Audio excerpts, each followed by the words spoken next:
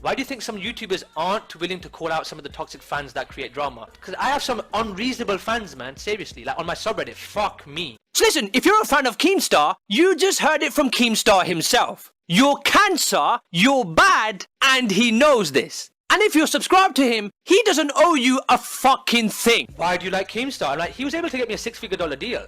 That puts him somewhat in my good books, do you know what I mean? Fuck him and fuck anyone who supports him. Given that the benefits of me taking the deal is retiring my parents, my elderly parents, they're not that old, but retiring my parents who are entering late old age now. Believe me, my parents would choose money, or they would choose getting rid of their arthritis over, oh, this wanker once called someone a nigger.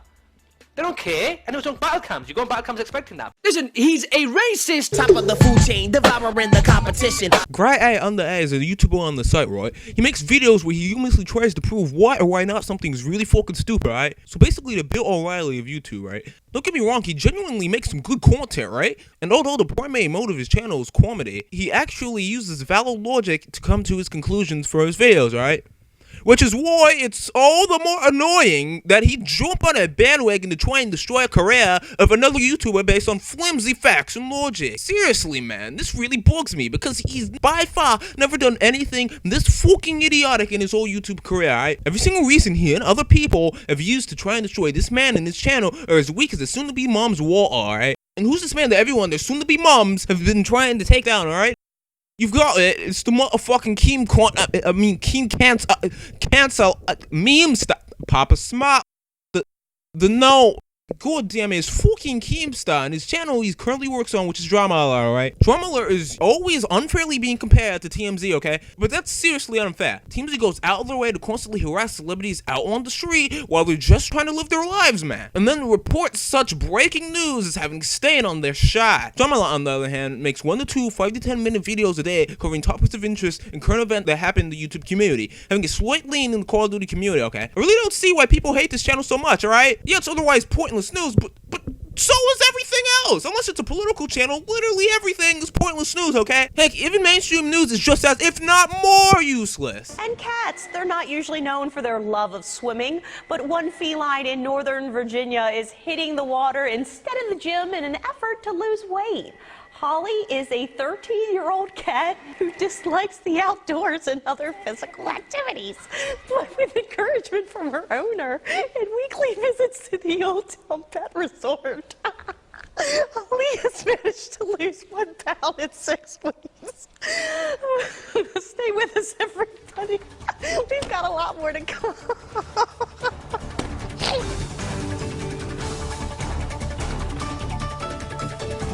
Just look at the name, DramaAlert. How could people take a look at the name and expect something serious out of that? To motive entertainment, it's an effective way to keep up with things happening in the YouTube community, right? And you know what? Even if it was the TMZ of YouTube, that's great!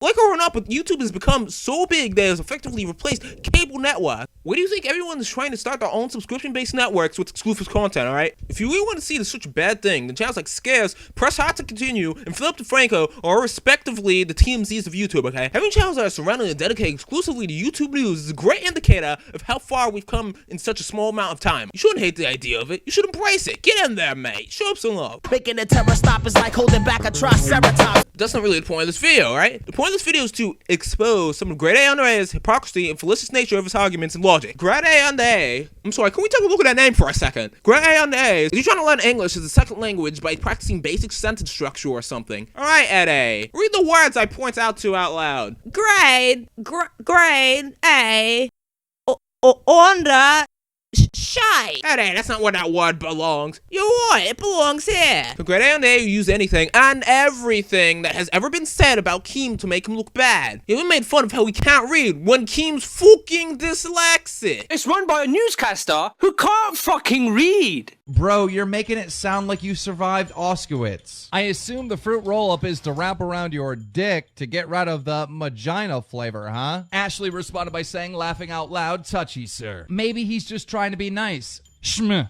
So if you want to hear a 34-year-old retard's piss-poor attempts to try and read for your own amusement, DramaAlert is the place to go. Yeah, so I get it, Grade. You know, like, I think everyone gets it by this point.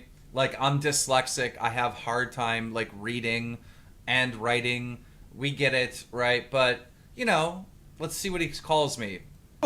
And the 34-year-old retard behind this channel calls himself... Would you look at that? I guess Grade A is fucking ableist scum now, right? He even uses quantity as evidence to support his main. You should hear me right, quantity, as in bare quantifiable evidence. And Killer Keemstar is pretty much the most hated man on the internet right now. So many exposed videos have been made on this guy, right? Remember who else was recently popular to make exposed videos about?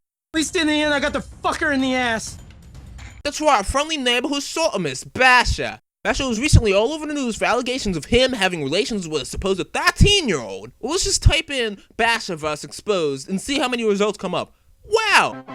I mean, I guess that proves it. He's a fucking pedo then. But no, seriously, he's so desperate to make Keem look as bad as humanly possible, they use Joey Salads as legitimate proof to try and call Keem a pedophile. Firstly, people seem to be really confused on what a pedophile actually is, right? A pedophile is someone who's sexually attracted to children. Remember that. In case you aren't exactly sure why Joey Salads may not be the most trustworthy informant on issues such as this, let's go look at the things he's done. He's faked the overwhelming majority of the pranks and social experiments he's done on this channel. If you want more proof of that, just go check the Prank Reviews channel and simply search Joey Salads, alright? He conducts absurd social experiments that either prove nothing or just display common sense. And I'm gonna be having a heart attack on the sidewalk. And let's see if people stop to help.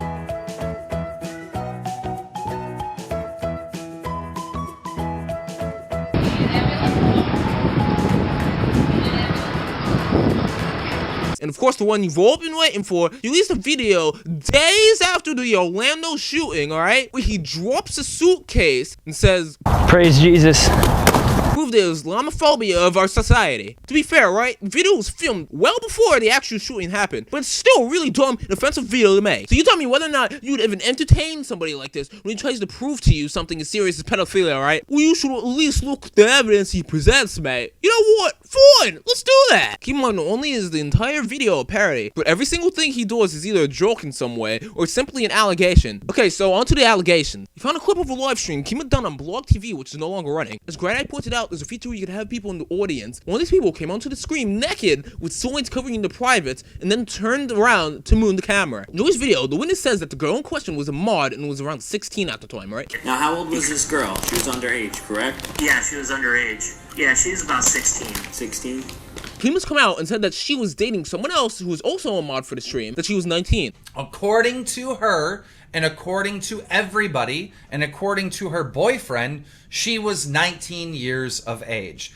Now, could she have lied about her age? Of course, all right? I'm not fucking getting IDs of every single person on my live stream, just like you are on my live stream right now, and I don't know what your age is.